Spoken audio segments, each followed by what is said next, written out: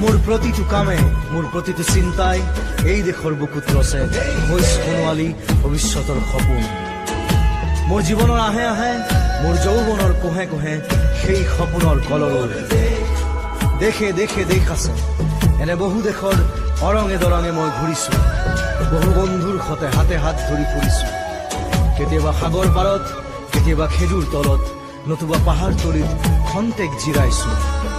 বন্ধুৰ সতে প্ৰাণ খুলি প্ৰাণৰ কথা পাতিছো।